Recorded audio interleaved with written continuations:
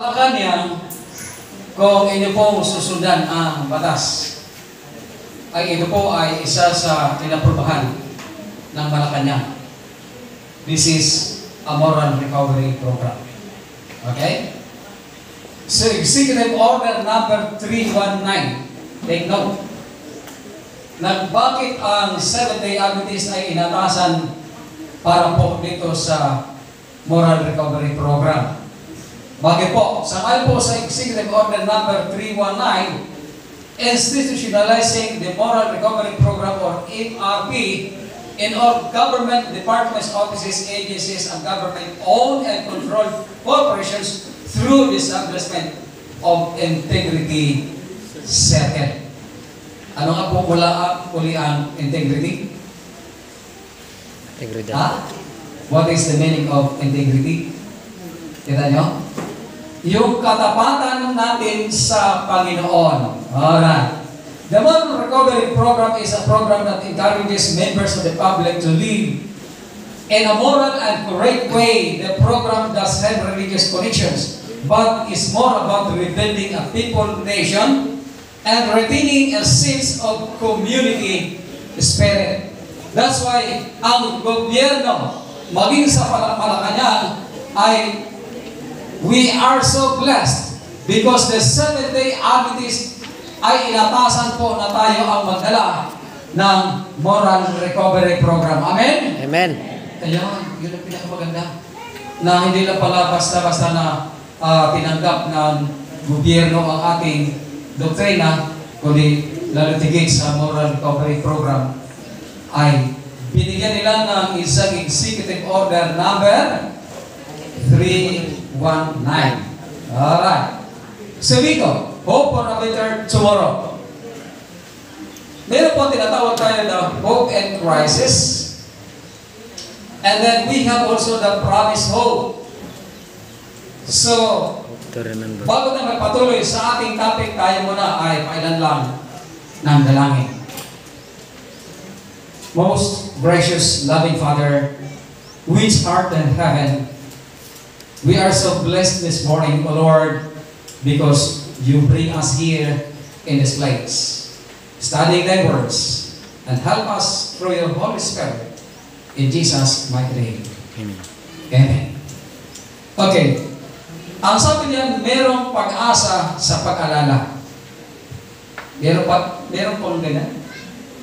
May pag-asa sa kabila ng pag-alala. Totoo nga naman ano? Kapag ka hindi nyo naalala, alam niyo si Sir Waway, malimit kami niyan na nagbibiroan sa San Jose, sapagkat ito po ay tubong San Jose, si Sir Waway. Kapag ka nagluluto po yung siya, Sir, ng gulay, ang sabihin niya, naran si Ma'am Michelle, ang sabihin niya, pag natikman mo ang aking gulay, malilimutan mo ang iyong biyanan. Mabuti nga, hindi nagluluto si Sir Waway dito. Baka makalimutan ka naman ang biyanan. Okay? So yun po, hope to remember. Kalimitan, may mga bagay na malimit nakakalimutan. Ano po yun? Sabi po riyan, Mukha. una ay ang ating mukha. Sino po ang nakaalala sa hugis ng ating mukha ever since? Ha? Ang ordination dito ng church. Sino nakaalala? Church ordination. Si Sir dito ay ating pong hugis ko na ang kanyang mukha kasi sa busis pa lamang, doon pa lamang kami sa malapit-lapit na, medyo naglalakad kami. Sabi ko, busis yan ng kakilala ko. So yun mga kapatid, ang sabi riyan, ang sa mukha ay kalimitan ay nakakalimutan natin kahit na sino no? O sino po nakaalala sa inyo? Ha? Way back 3 years ago, sino po ang nakaalala sa mukha ng inyong kaibigan?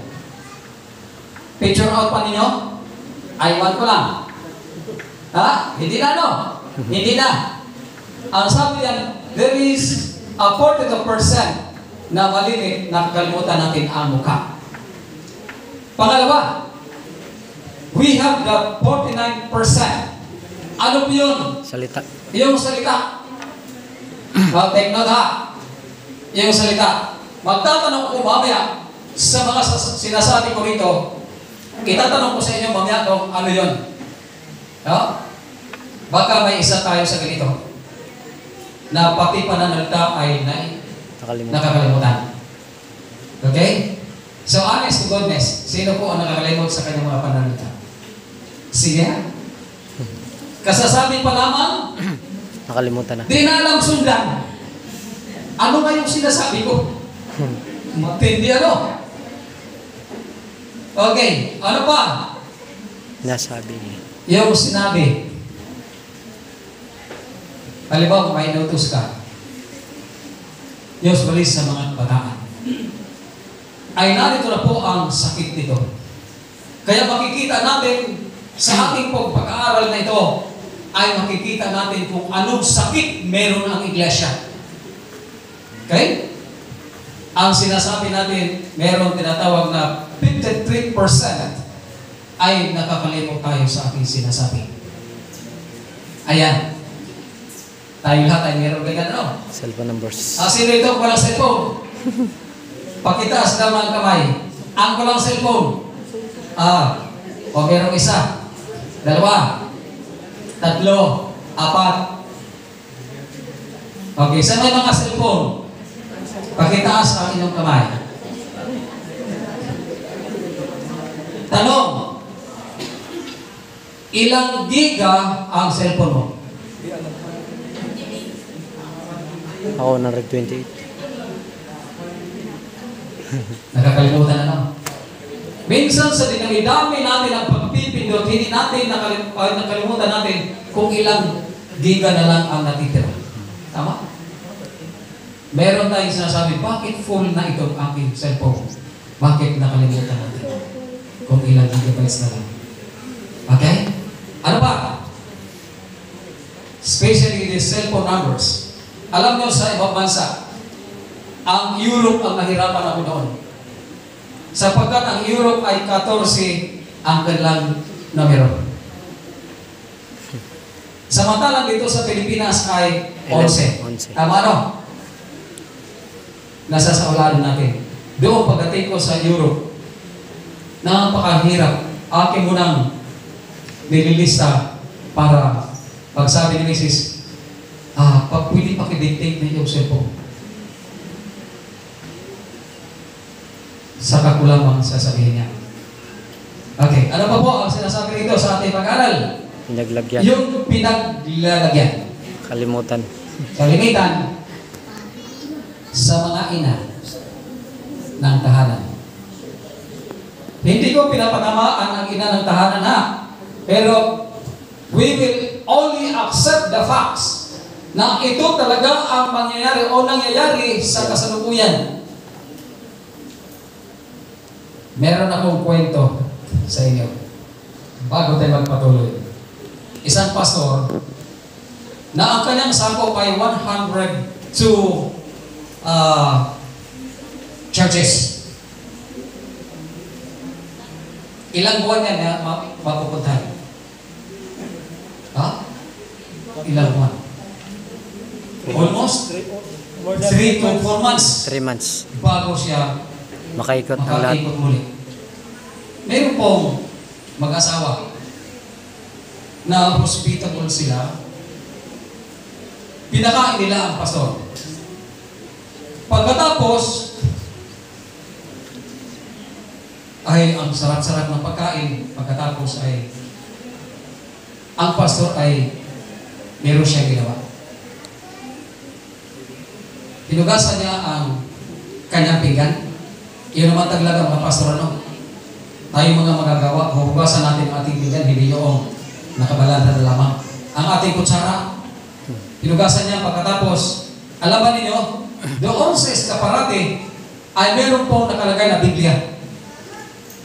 At tinignan niya ang mag-asawa, naging busy doon sa pagkasikaso, siniksik niya ang kutsara. Alam ba ninyo nangyari? Pagkahapon, ito na. Naghanapan na sila sa kutsara. Dito ko lang ilagay at si pastor ang may gamit noon. Alam ba niyo mga kapatid?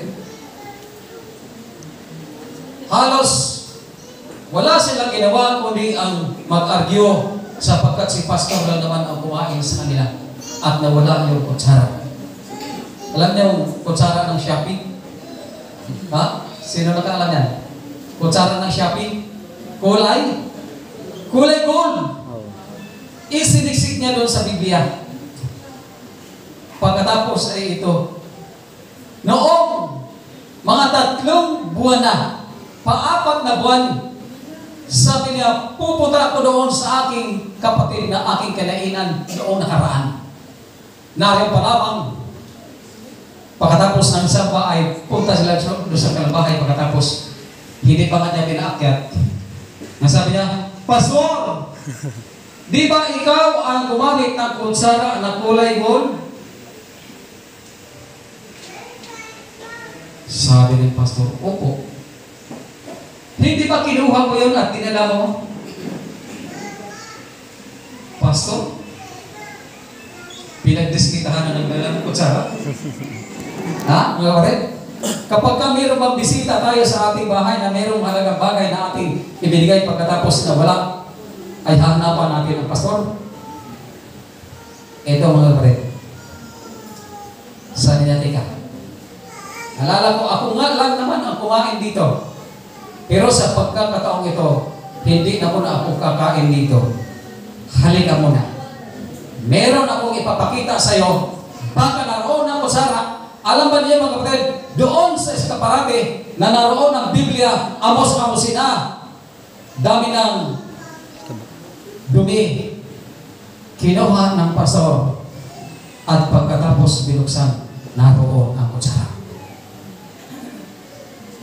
Ano ang implication sa akin ito? Minsan nakakalimutan natin ang pagbasa ng Biblia na ibig sabihin 3 to 4 months ay hindi binuksan ang Biblia. Ganun ba tayo? Ganun ba tayo? Na minsan ay cellphone pa ang ating ginagamit. Pagkatapos ang Biblia ay naroon na, inaabo po na, pagkatapos ay di mo na alam kung saan ang Genesis. Ito mga kapatid. Nakalimutan nila, palibhasa cellphone na ang gamit, nakalimutan na ang Biblia. Na ang ibig sabihin, kinuha lamang ng pastor na kung talagang sila ay kanilang pinag-aaralan ng Biblia, na kung kanilang pinag-aaralan sana ang Biblia, makikita nila ang kutsara na naroon sa gitna ng Biblia. Sad to say, it is happening also in St. James.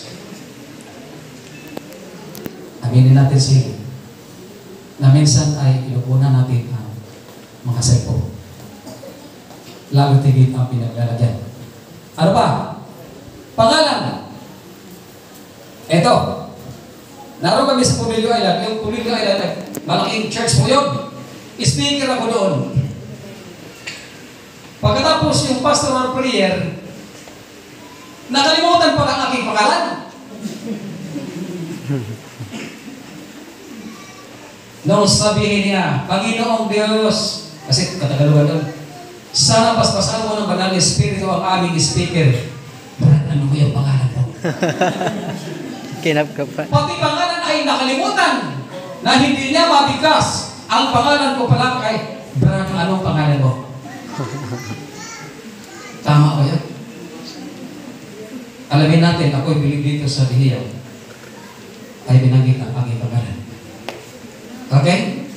Ano po ang sabi nito? Ayan. Alam mo ng tao nakakalimutan. Maganda, no? Limutin ay first. Maganda nakalagay dyan. Ang lamang ng taong makalimutin The first time. ay laging first time. Totoo, no? Totoo mali? Yung makalimutin na tao ay laging first time kahit na nakarating na ng Bihiya. Oh, this is my first time. Ito. Bihiya. Samantalang kung ilang bisis na nakarating, mapugpud na lang ang sapatos papunta ng kapilya, ang sabihin, this is my first time to come to Bihiya Church. Ayan, mga kapatid. Ano pa? Natititingnan ha? Meron pong tinatawag na sakit Alzheimer. na Alzheimer. Sino pong nag-aaral dito ng medicine? Nurse. Meron? Meron? Okay, itong Alzheimer or sa short term ay Alzheimerism. Ang Alzheimer is a brain disease that causes a slow decline in memory, thinking, and reasoning skills. Ayan, sana yung mga teacher natin. Alam niyo, nung ako yung grade 4 up to grade 6, nagdebate kami ng ating principal. Sir, dinibate ko ang principal kasi wrong equation. Lalong higit sa mathematics. Kaya ako naman ay bright sa music. Nakuha niyo? Kami po ay nag-argue kasi wrong equation po ang kanyang ginamit. Sabi ko, sir, mali ka. Sabi niya, okay, tomorrow until 2 weeks, you will come back to the church or to the school. Patay kang bata ka. Hindi na tuloy. Nakipag-argue lang ako sa tamang sagot. Pagkatapos ay i-disqualified ako ng aking principal. Okay, anong po sabi nito? Yun po ang yung reasoning skills. Ano pa?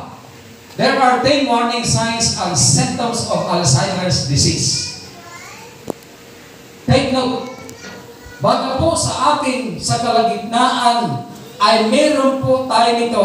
Alam pa ninyo sa ratio, sa general survey around the world, almost 80% of the people around, they have this kind of disease, Alzheimer's disease. Bakit nasabi ko? Ha? Sapagkat meron sila mga bagay na nakalimutan. Ilang taon nga tayo nanilito ng Spanish. Sir, istorya. Ma'am, sino po ang nasa istorya dito? Ilang taon tayo nasakop ng Espanyol? 333. Almost 300. 400 years tayo ay nasakop at tayo ay nilagyan ng sakit na Alzheimer para makalimutan natin ang dapat na ating gagawin. Accept the facts. Yes. Tanggapin natin ito na ilang taon tayong nasakop dito, nakalimutan natin ang ating tungkulin. Alright. Ano pa po sabi dito? Number 1.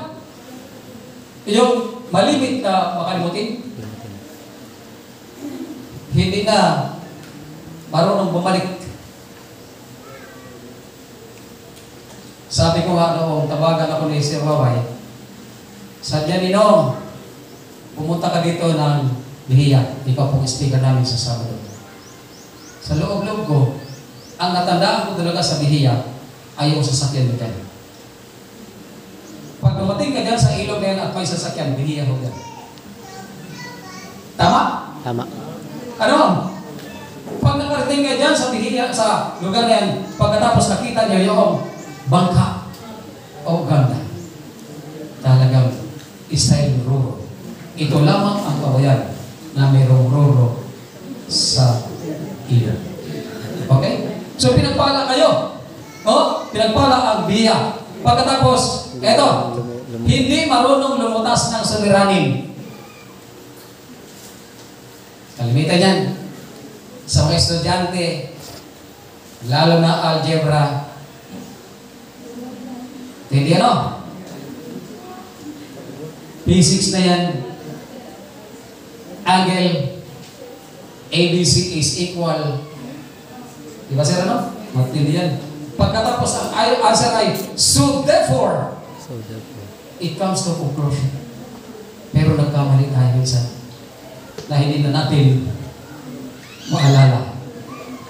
O, na yung problema pala. Alright. Pagkatapos, ito.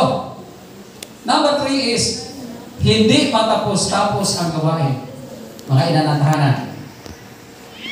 Balik. Huwag niyong sabihin na pinapatamaan ko kayo. Oh, tagapin na lang natin. Kapag medyo narito ako sa kanyang kalagayan, umaray ka na lamang. Oh? Kasi, Pagkatapusan na tayo. kalimitan talaga. Yung pakikihada. Ayaw ko lang nung nangyari sa kanilang asawa.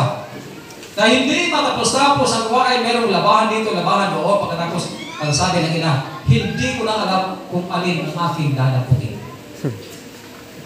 Tama ba yan? Hindi po, ang solusyon ito, sabi ko sa misis ko, damputin mo yung isa, labahan mo, patapos labahan mo yung isa, tapos yan lahat. Yan ang solusyon. Hindi yung, hindi ko na alam kung alin ang aking dadaputin, kasi hindi ka marunong dumampot, damputin mo. Ilagay mo sa washing machine. Pag hindi yan, 10 ikot yan, pag hindi yan, warak-warak. Diba? So mga kapatid, dito po, ating malimit na Nagawa. naging problema sa tahanan. Eto na. Sa oras mo sa lugar. Sa ating lesson kanina, meron pong nalilito sa oras o lugar. Ano yun? Sabi ng isa, darating ang Panginoon doon po sa lugar ng Bihiya. Eh may nakarinig na Adventista. Bulaan tayo. Taga-Bihiya ako. Pagkatapos darating ang Panginoon sa Bihiya. Kabuti kung hindi ako nag-aaral ng Biblia. Di ba sir ano? Ganyan mga kapatid. Nalilito sa oras o sa lugar. Panglima, mahirap makaunawa. Ito ang problema sa salita. Na kahit na Subo mo na. ang Biblia ay ilang bisis mo nang binuklat sa kanila, sabi ng aming elder doon, kahit natambakan mo ang noo ng Biblia, hindi pa rin kaunawa. Anong sakit? Merong sakit ng Alzheimer. Okay? And then, ano po ang sinasabi diyan? Mahirap mo. Mahirap magsalita at pati pagsusulat. Sino po dito ang yung shirt print na bata? Doon po sa Papua New Guinea, meron tayong kapatid doon sa pananampalataya na kapag ka nagsalita ay bago siya magsalita ay hahagilan muna ng kanyang sasabihin. Yung pala ay may problema sa ito. No? Kapag ka meron kayong nakilala na ganyan, inyo nang i-advise, baka meron po sakit ng Alzheimer. Okay? Ano pa po ang sinasabi diyan? Maraming bagay na laging nawawala. Sinong karpintero dito? Karpintero ng bangka. Wala? Si Papa lang. Karpintero ng bahay. Alam niyo mga kapatid, meron tayong kapatid sa Real Quezon na meron silang anak na isa, malaki na. Siya ay magagawa ng bangka. Palibhasa, pagkakatabi lang kami roon, sigaw ng sigaw siya. Ang sabi niya sa kanyang panganay, Mian! Nasaan ang lapis? Yan pala. Nasa hipit yan sa Hindi lang tenga. dito ang lapis. Tenga. Pagkatapos isang banda pa. Ang sabi niya, kasi medyo ano na rin ang kanyang mata, meron siyang salamin. Malimit ba sa atin na ang ating salamin ay ilalagay natin doon sa loob? Tama? Tama. Is that the correct way to use the glass? Sigaw ng sigaw na naman siya, Mian, nasaan ang aking salamin? Sabi ng anak, si Papa talagang uliani na. Nariyan sa noo mo ang salamin. Kasi mali ang ating application dito sa paggamit ng salamin. Tama mali? Dapat sa mata. Hindi, sa noo. Oh? Hindi yung naroon. Eh, pag nakalimutan mo na, saan yung salamin ko? Ay, naroon na pala sa iyo? No. Oo. Alright. Ano ba? Para may mas masadat tayo ng kunti. Hindi makapag-isip ng mabuti. Yung mga tao pala na mayroong Alzheimer ay hindi makapag-isip ng mabuti. Puro kasamaan ang iniisip. Ang number 9, Ayaw na gumawa. ayaw na gumawa at pagkipagkaibigan. Sino po dito ang meron dating kaibigan? Pagkatapos ayaw na, inaayaw ka na. Meron? Meron? Meron kayo magkaibigan na ganyan? Ako meron. Noong third year high school ako, meron ako maging kaibigan na din po sa bandang Marsilia. Nagkita kami nung ako'y second year college na, ay palibhasa ay kilala ko siya. Sabi ko, Brad, kumusta ka na? Alam mo ang sabi sa akin? Nag-isip siya, kanyang diniinan ang kanyang loob. Saan nga tayo nagkita? Sabi sa kanta, pastilan, inday. Di kami yung magmahay. Di ba meron ganyan na mahigit kayo, ilang taong kayo nagsama pagkatapos minsan nag-meet kayo sa isang lugar ay hindi na maalala ang iyong pangalan. Delikado, mga kapatid. May Alzheimer na. Alright? Ang pang-sampo, nababago pati pag-ugali niya. Correct. Dati ay loving, di ba ka? Sa mga kabataan na. Dati ay loving, ngayon ay hindi na. Pagtabihan ng binata, mabuti lang ng guwapo. Pero kapag ka nakita nila, ang ilong ay parang si Brother Robin. Sabi nung, nabasa ko sa Facebook, ang ilong daw niya ay parang palwa. Palapa. Na pati ugali niya ay nagbabago. Para, here. Ansemia. Ano ito? Amnesia. Amnesia. Sana naman yung Alzheimer at saka amnesia ay huwag naman mangyari sa iglesia. Sabi diyan, ang amnesia, ito ay isa na sakit din. Ano daw ang definition nito?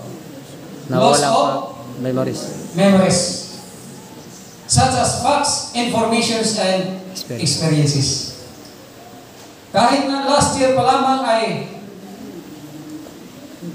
nangatuwad yan sa dagat. Pagkatapos kausapin mo, ako po, hindi mo malala. Kahit na lumubog na sa bangka, hindi pa rin naalala. Yun mga kapatid, delikado. Sapagkat magkasama pala ang Alzheimer at sa amnesia. Alright, yun. Sa Amerika, sana kung may mag-doktor dito, ano? Wala bang bulong balak dito ng mag-doktor? Wala? Ito po sa Amerika. Isang Adventist na doktor, isang medical doktor, na ang kaniyang master niya ay ang amnesia at saka Alzheimer. Noong isang taon na siya nag-operate, pababa na pababa ang kanyang expenses at ang kanyang gastusin ay napakalaki. Bakit? Sa tuwing mayroong magpapacheck up sa kanya, ay nag-aaway sila. Bakit? Ang sabihin ng nagpa-check up, bayan na ako. Samantalang check up pa lang ay hindi na nagbayad, kaya sila ay umalis. At ang ginawa ng doktor nito, sabi niya, naglagay siya ng malaking karatula doon sa pinto. Ang sabi niya, ang pasyente na may amnesia, bayad mo na Bago magpakonsulta. bago magpakonsulta. Di ba gano'n? Pero ganyan. Alam niyo sa MC, sino ang nag-board dito sa MC? Ito yung sinasabi ko na katotohanan. Nung ako'y na-disgrasya, yung dalawang pinis niya, kita niyo yung dalawang pinis, kabayan na. Iyan ang sumira sa binti ni Brado Lurik. Ito. Bali yan. Dalawang buto, bali. Mga kapatid. Noong kami magpakonsulta sa MC, alam mo ang sabi ng doktor, bayan mo na bago magpakonsulta. Naalala ko, wala naman akong Alzheimer. Wala naman akong amnesia. Disgrasya lang. Pagkatapos bayad muna bago magpakonsulta. Bihira. Di ba? Okay. Ano pa? Sabi nito, mula sa ating binasa kanina sa Jeremiah chapter 2 verse 32. Sabi niyan, malilimutan baga ng dalaga ang kanyang mga hiyas. Ano yung mga hiyas yan? Mga damit, di ba? Mga damit. O sino po ang pumupunta dito sa kapilya na walang damit? Meron? Baka pag nakakita kayo ng dalaga pagkatapos ng walang damit sa Sebenyo, ay sino po muna yung sa balista. Ano pa sinasabi dito? Ang kanyang mga hiyas o ng kanyang ang kasintahang babae, ang kanyang kagayakan. Gayon may, nilimot ako ng bayan ko sa mga araw na walang bilang. Ibig sabihin, continuously na tayo po ay nakakalimot sa ating Panginoon. Amen? Amen. So, anong solusyon? Kalimutan. Alright, here. Hope to remember. Yung tinatawag natin na may pag-asa sa pag-aala ay ito po mga kapatid. Take note. The word remember or alalahanin ay nasa Lumang Tipan at Bagong Tipan. Old Testament. Sa Old Testament, 21. 121 times na binanggit. New Testament. Sa New Testament, 27 ay meron 27 times. Yung remember o alalahanin. First, Alalahanin. sabi dito sa Ecclesiastes chapter 12 verse 1, alalahanin mo rin naman ang kailalang sa iyo sa kaarawan ng iyong kabataan bago lumating ang mga samang araw at ang mga taon ay lumapit pagka iyong sasabihin, wala akong kaluguran sa mga iyon. Bakit? Laban niyo mga kapatid.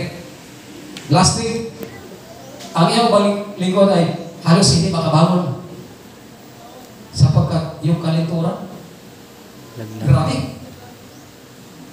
Sabi ko na po, mabuti lang kung umigi-igi sa brother doon ay makagarder kung biya. Pero, praise God, na pag-gising ko kahapon at kaninang umaga ay walang sakit si brother doon. Amen. Okay? So, ano po ang sabi dito? COVID-19 is a great equalizer. COVID-19 is a great reminder. And COVID-19 is a great reminder. Sino nakakalimot sa COVID-19? Wala. Kahit na yung mga maliit na bata, pagpasutan mo ng Face mask. face mask, naalala nila ang pangyayari sa COVID-19. Alright? Deuteronomy chapter 8 verse 11. Ano po sabi niyan? Ito po ay may kinalaman sa mga kayamanan sa mga kapatid.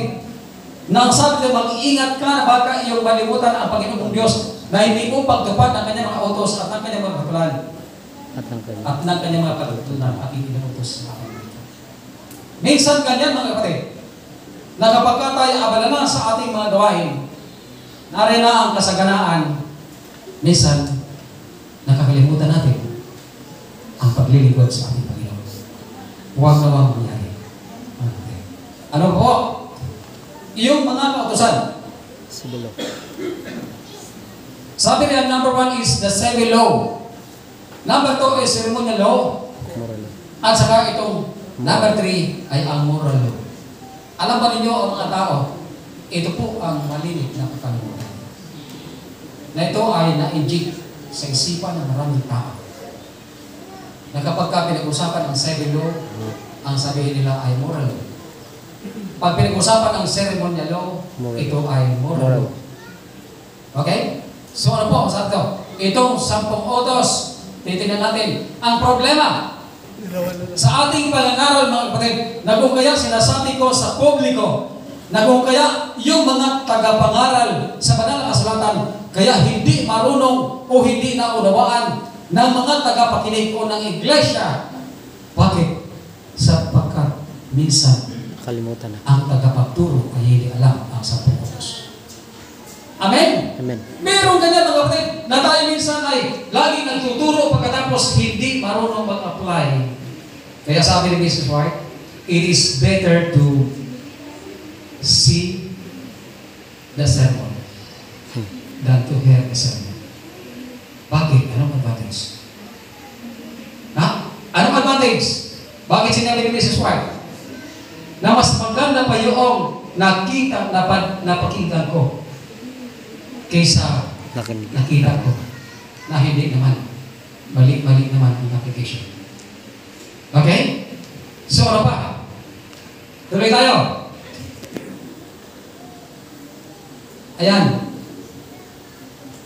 Sabi riyan, ano ang kautusan para sa atin? Sa-ayon po sa mga nakasulatan, ito po ang nakalagay sa mga awit 19, talatang 7 at saka 8. Ang kautusan ng Panginoon ay sakdal. Nagsasauli ng kaluluwa. Ano ba ang tinatawag na sakdal?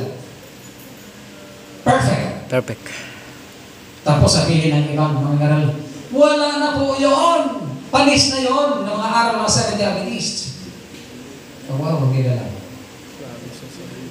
At ano pa? Iglesia. Nagsasauli ng kaluluwa. Ang patutuo ng Panginoon ay tunay, nagpapapantas sa hangal. Mabuti na lang dito sa iglesia ng Behiya ay ito ang sinusunod. Sa verse 8, ang mga tuntunin ng Panginoon ay matuwid. Nagpapagalak.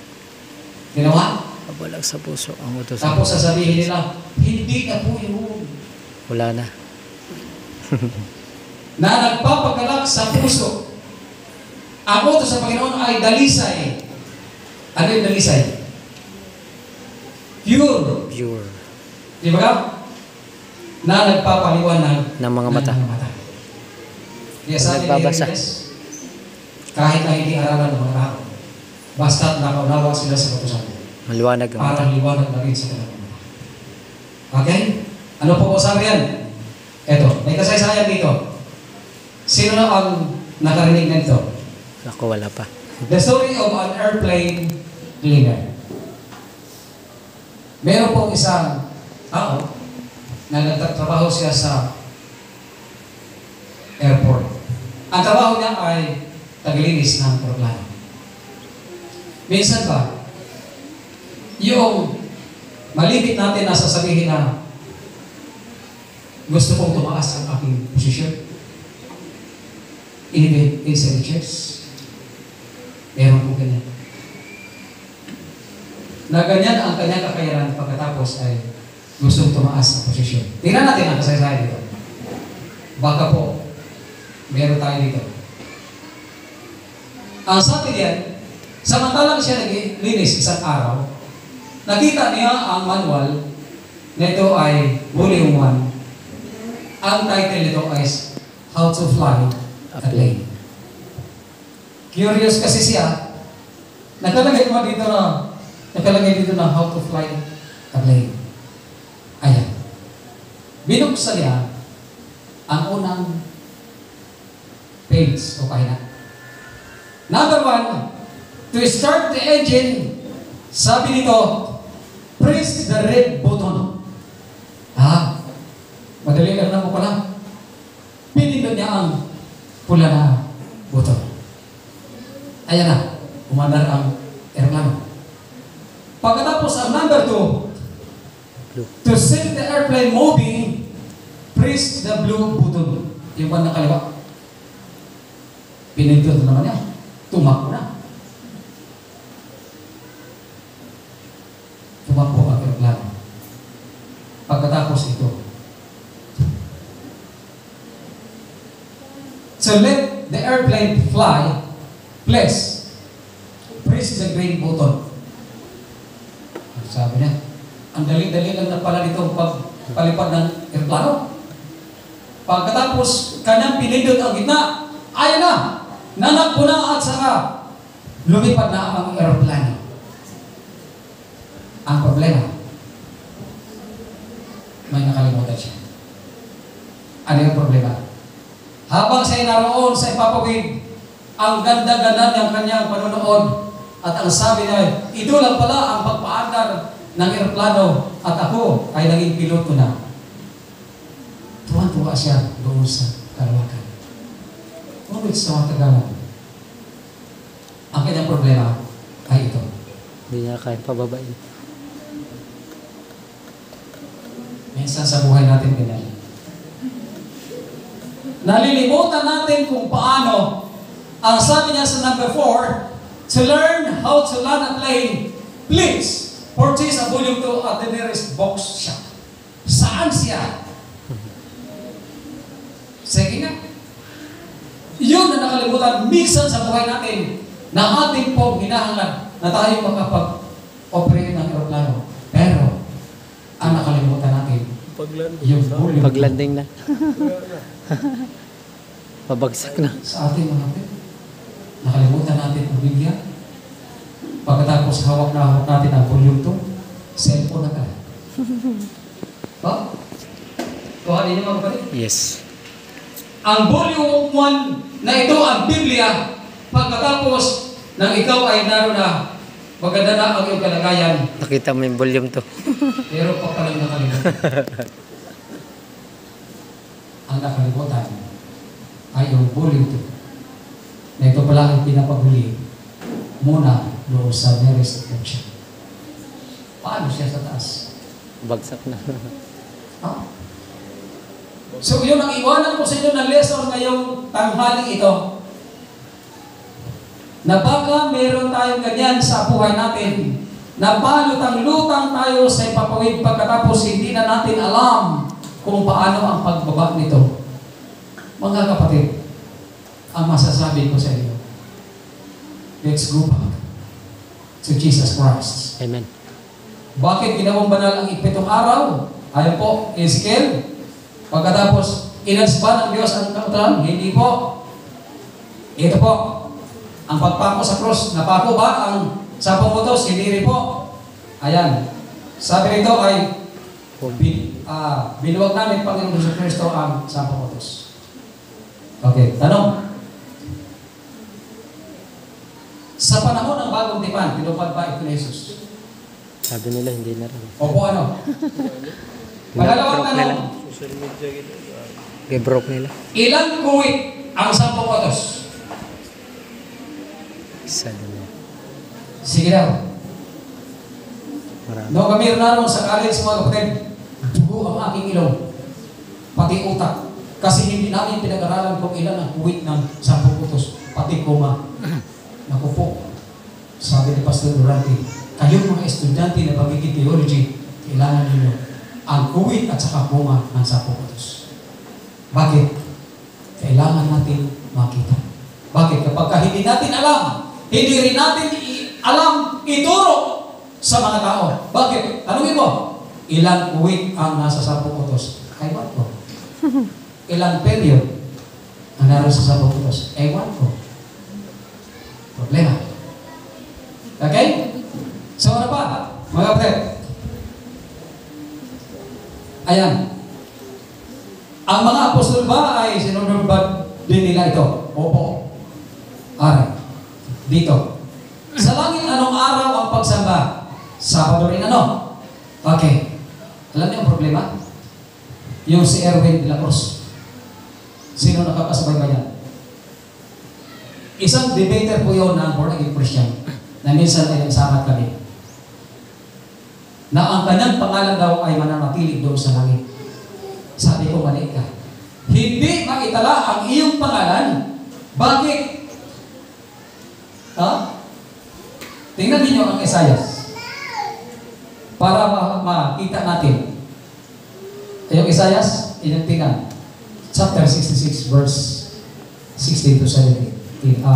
22 to 23. Pati pala ang ating pangalan, May susulat. na siguraduhin natin na ang ating pangalan ay nakasulat doon sa aklat ng buhay na kapag tayo po ay isa sa nangili ng araw ng Sabat, kaibigan, ang iyong pangalan sa anumang kaparaanan ay hindi aalisin ng Panginoon. Amen? Amen. Baka ang aking pangalan ay wala. Oh? Ayan mga kapatid. Ano pa? Ang Diyos ba ay nakakalimot? Huwag na mangyari. Jeremiah chapter 21 verse 24. At hindi na magtuturo bawat isa sa kanila sa kanyang kapwa at bawat tao sa kanyang kapatid na nagsasabi, kilalanin ang Panginoon. sapagkat makikilala nilang lahat ako mula sa kaliitlitan sa kanila hanggang sa kadakilaan sa kanila, sabi ng Panginoon. Okay. Yan po, magkakalimutan ba ng Diyos ang kanyang iniibig? Ayan, titignan natin. Mga awit 110, verse 2, Purihin mo. purihin mo ang Panginoon mo, kaluluwa mo, Huwag mo. at huwag mong kalimutan At ang lahat ng mabubuti. Ayan. So yan po ang ating Panginoon. So dito, ay makikita natin na ang Diyos ay naghihintay lamang sa atin. Na kung sakasakali man, na atin pong nakalimutan ang lahat ng mga bagay na ating napag-aralan, baka kaibigan, mayroon akong sakit na gano'n. Huwag na huwag mangyari na ang iglesia ng Bihira ay isang malusog na iglesia. Sa muling pagdating ng ating Panginoong Jesucristo, isa kayo sa salubong. Tayong lahat na naghihintay sa ating Panginoon, sa salubong ng masaya sa harapan ng ating Panginoon. Amen. Ito ang aming dalangin sa Panginoon Jesus. Amen.